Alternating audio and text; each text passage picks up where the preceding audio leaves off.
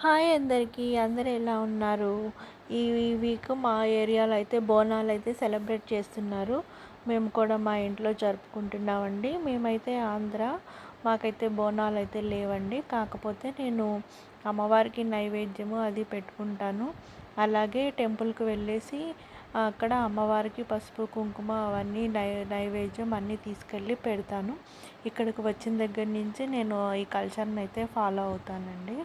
బోనం అని స్పెషల్‌గా అయితే ఏమీ లేదు మాకైతే. ఇలా ఎంతమంది చేస్తారో కామెంట్ చేయండి. నేనైతే ఇలా చేస్తాను. ఇదిగోండి నైవేద్యం ప్రిపేర్ చేస్తున్నాను. ఇంట్లో పరమాన్నం చేసుకొని తీసుకెళ్తానండి. నాకైతే ఇలాంటి కల్చర్స్ అంటే బాగా నచ్చుతాయి. మన ట్రెడిషన్స్‌ని మన ఇండియన్ కల్చర్‌ని ఎస్టాబ్లిష్ చేసేలాగా ఉంటాయి కదా! అందుకే నాకు చాలా బాగా నచ్చుతాయండి. ఇదిగోండి మా ఇంట్లో అయితే పూజ అయితే నేను చేసేసుకున్నాను. నైవేద్యం కూడా అమ్మవారికి పెట్టేసుకున్నాను. ఇంకా మేము రెడీ అయిపోయి టెంపుల్కి అయితే వెళ్ళిపోతున్నాము. ఇలా పూజ చేసుకోవడం ఎంతమందికి నచ్చుతుందో కామెంట్ చేయండి. ఇదిగో మేమైతే కోడిని తీసుకెళ్తున్నాము అమ్మవారికి సమర్పించడానికి. టెంపుల్కి అయితే వచ్చేసాము.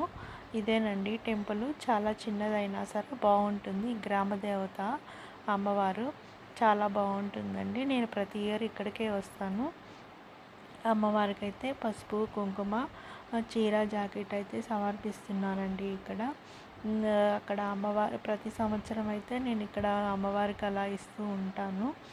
ఇయర్లో ఒక్కసారే కదా మనం అమ్మవారికి పెట్టుకునేది.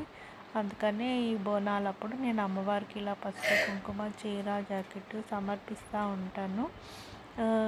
మీరు మీరు ఎలా సెలబ్రేట్ చేసుకుంటారు బోనాలు అనేది కామెంట్ చేయండి.